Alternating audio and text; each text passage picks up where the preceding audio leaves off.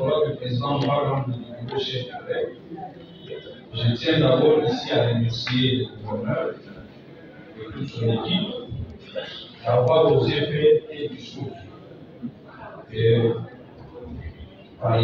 c'est pour moi aussi un honneur ici de lui présenter mes félicitations et remerciements d'être choisi par ses pairs pour faire rayonner aussi l'existence de cette province qui a toujours été considérée comme une province sous-louée.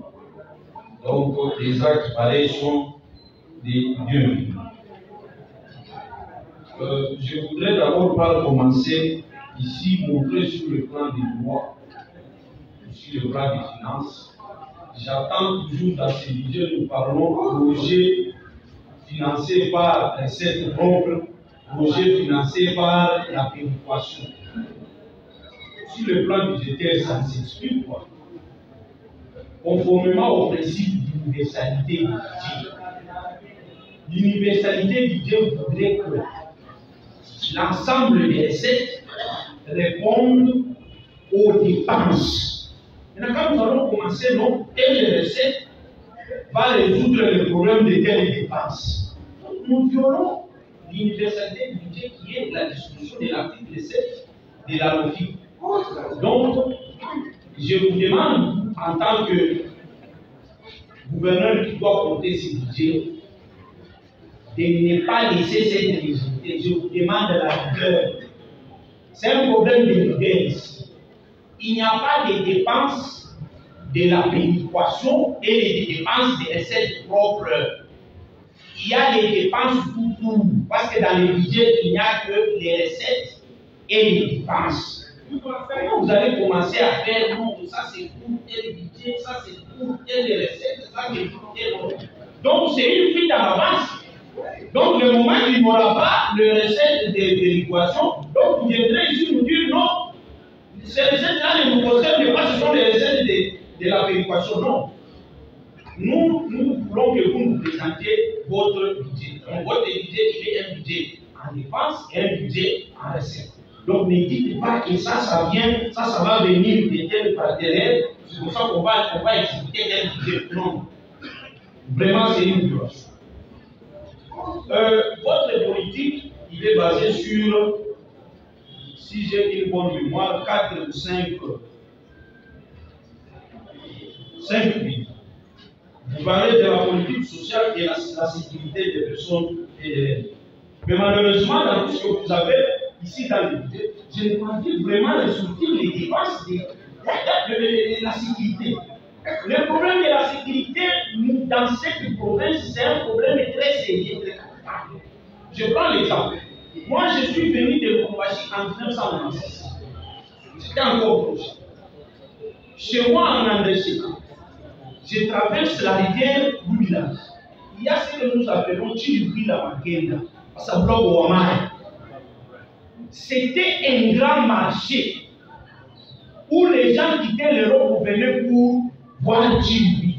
Il y a même un grand musicien qui a chanté Chilibouila Makenda. Mais à cause de l'insécurité, les gens se sont entretués là-bas. L'État a manqué de faire imposer son pouvoir. Les gens se sont dispensés, ce marché n'existe plus.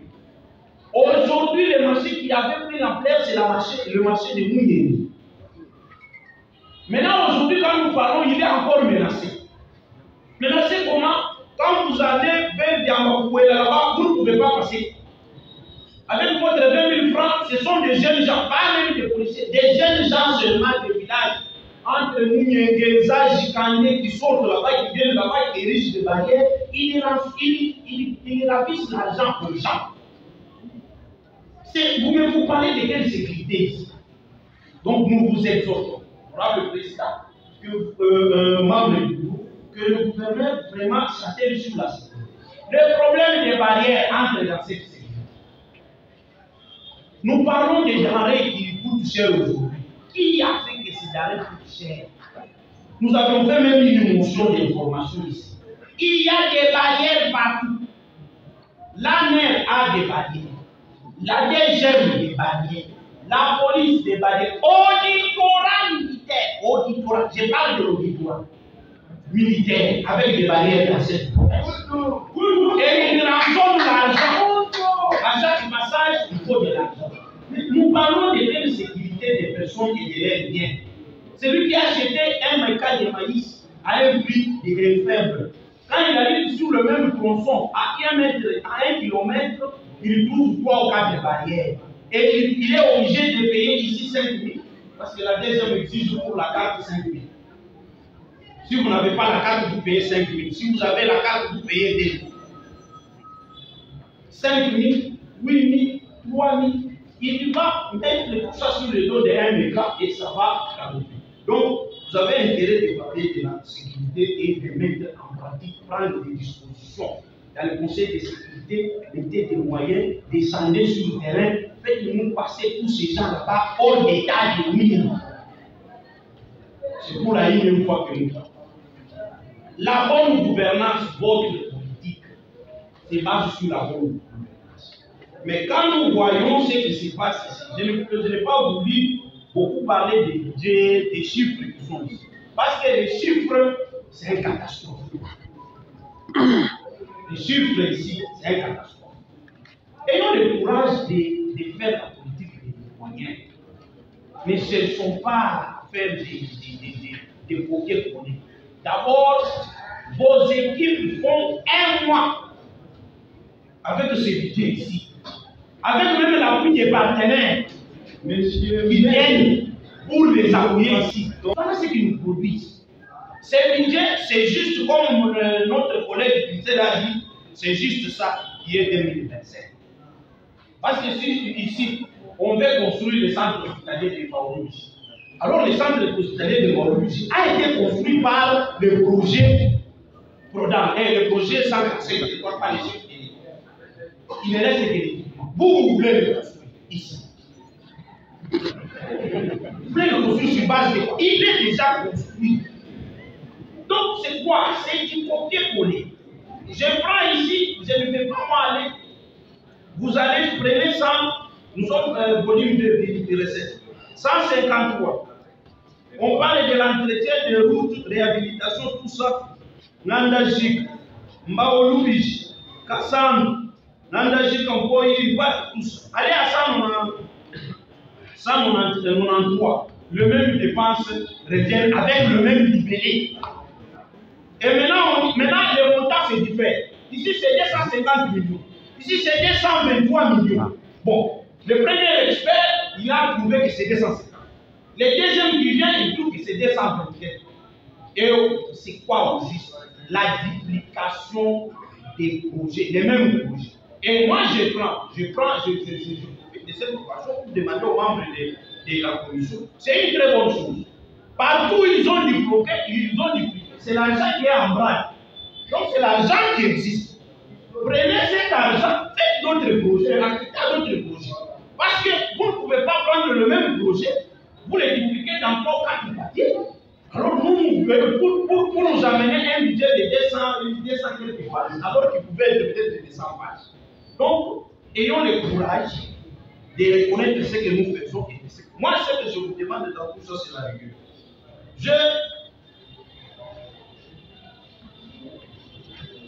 J'étais sur la gouvernance. Vous allez sur les dépenses. J'ai suivi tous les collègues qui ont parlé sur la majoration. Oui. Je suis de ceux qui pensent qu'il faut aider quand même. Il faut qu'on quitte d'abord la médiocrité. Les fonctions ici, gouverneur, ministre, conseiller du gouverneur, sont des fonctions de prestige. Sont des fonctions de prestige. Quand vous êtes là-bas dans le budget pour payer à un ministre 26 millions, c'est beaucoup par rapport à quoi? Beaucoup par rapport à quoi? C'est de l'argent qu'on paie à ici ailleurs. Donc moi je pense qu'il faut d'abord que nous-mêmes, il ne faut pas qu'on raisonne comme les gens des réseaux sociaux. Oh non, le gouverneur prend 2 millions par semaine, il parle, c'est notre argent, il parle avec. Un gouverneur 2 millions par semaine, c'est quoi? C'est quoi?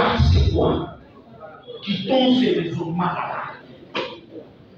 Si nous voulons aspirer à de grandes choses, laissons les gens libres. Laissons les gens libres. Parce qu'ils sont non, ils sont des catholiques, beaucoup comme ça, beaucoup pas. Je pense que la commission va prendre à mettre les gens dans des conditions qui ne puissent pas faire du mal à cette caisse-là. Et comme ça, nous mettons les gens devant les responsabilités. Même quand nous venons, cette fois-là, quand nous voulons frapper, nous frappons avec rigueur. C'est pourquoi je vous demande même pour le gouverneur de travailler en toute rigueur dans tout ce qui se ici. C'est ça que ma voix est plus forte. Il y a des dépenses ici, je vois d'être commercial, j'ai appréhendé la régie. Chères autorités de la province, en tout cas, aider la province à ne pas avoir les dettes de l'eau à la régie des eaux. Parce que la régie des eaux, là-bas, chaque fois quand on parle pour réclamer l'argent là-bas, les taxes des autres, elle dit que vous avez ces dettes. Ne fût-ce que payer l'eau que vous utilisez. Non, nous voudrions que cette fois-ci, on ne trouve pas cette rubrique des dettes. Aider tout le monde à voir les choses clairement. Pour finir, je voudrais parler sur cet aspect de paiement. Je voudrais ajouter un mot. Payer les gens, parce que j'ai comme l'impression ici nous faisons du minimum. Et à un moment donné, nous pensons qu'il s'agit d'un détournement organisé au niveau du gouvernement. Lesquels? Je suis sur les dépenses quand on paye unité ou quoi de gestion. Je vois là-bas, on écrit informaticien. On lui paye. Alors les informaticiens sont les agents du gouvernement. Au-delà de l'argent qui doit être payé complet, il y a encore un informaticien dans l'unité de gestion. Pourquoi c'est double emploi? Parce que moi je viens de là. Je connais quand on est dans les budgets, on utilise toujours les mêmes informaticiens. Alors, vous les payez encore sur base. Ça c'est un aspect. Un autre aspect. Excellence, monsieur le gouverneur, les chefs des divisions sont vos techniciens que le gouvernement central a mis à votre disposition. Parce que là-bas, on met vous comme un petit facteur ici. Alors, ce sont ces ministères qui vous accompagnent avec des techniciens. Alors, au nom de ça, ils ne peuvent pas être vos salariés permanents, non. Ils doivent être vos salariés, des gens que vous primez quand il y a une activité. Pas un salarié permanent. Un salarié permanent, comment? Sont-ils des agents du gouvernement? La même occasion faisable là. Vous avez le même gens qui sont encore ici, à l'Assemblée. C'est des budgets payés à l'Assemblée. C'est des finances payées à l'Assemblée. C'est des budgets payés au gouvernement. Finalement, c'est quoi? Finalement, c'est quoi? Finalement, c'est quoi? Non, ça, c'est un détournement organisé. Comme ça, nous allons prendre toutes les discussions pour voir et celui qui paye et celui qui reçoit, nous les mettons devant la justice. Comme ça, on termine tout. Ces détournements, évitez-nous ça. Prenez de la rigueur. Ils doivent être payés des primes parce qu'ils sont vos conseillers, ils viennent vers vous. Chaque fois que vous les utilisez, vous devez les payer. Mais pas de paiement permanent. Nous mettons les choses. Pour ce qui est des infrastructures, les collègues, tout le monde attend.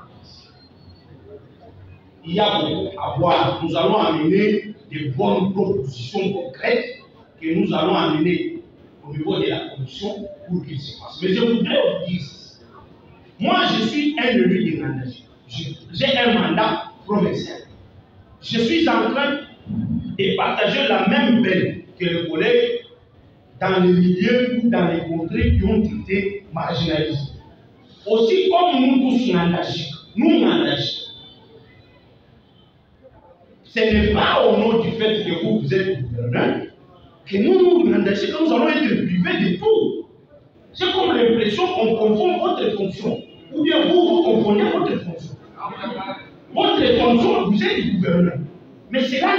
ne vous permet pas de nous vivre nos droits. Nous sommes aussi une entité comme toutes les autres. Il y a ici, quand vous arrivez ici,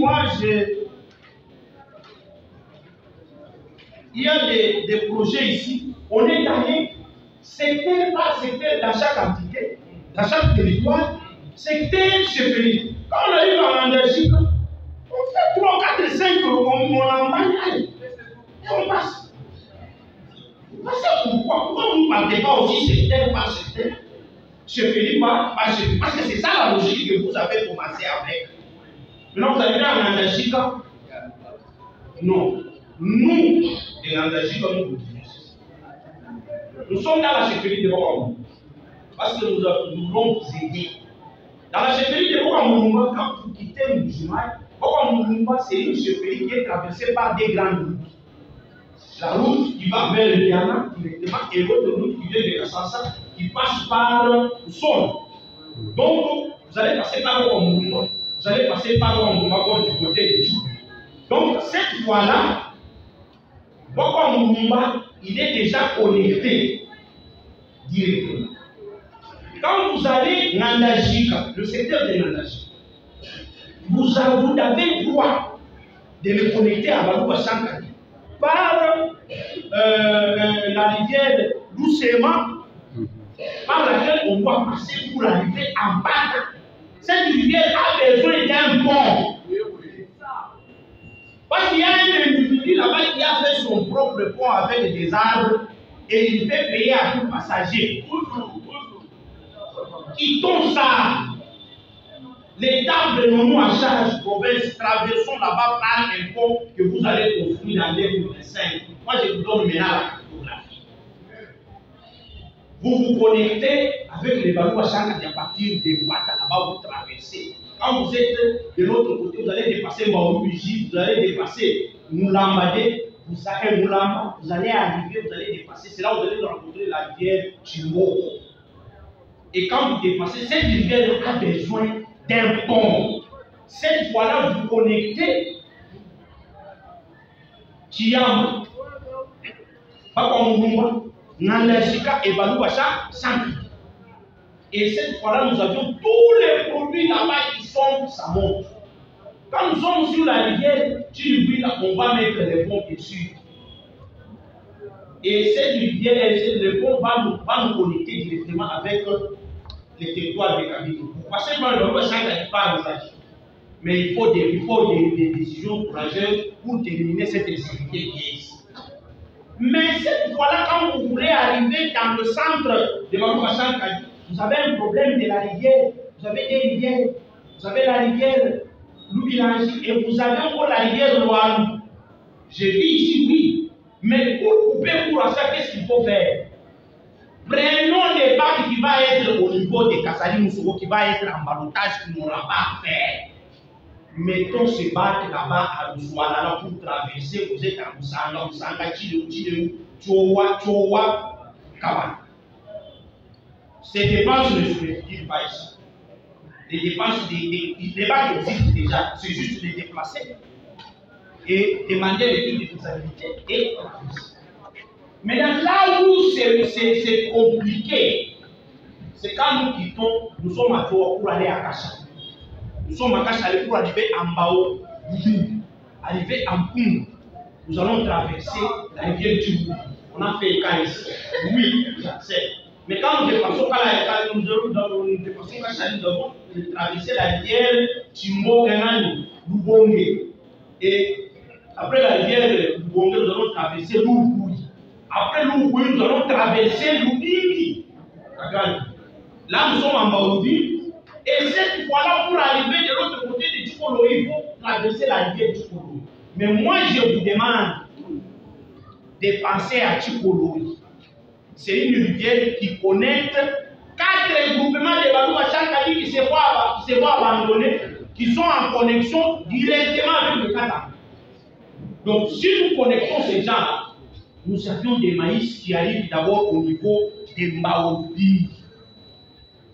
Et courageusement, avec l'office de nous, vous allez nous chercher un autre bac pour mettre au niveau des Mpou. C'est de cette façon que vous allez connecter d'abord de ce côté. Maintenant, nous sommes à Kalambaye.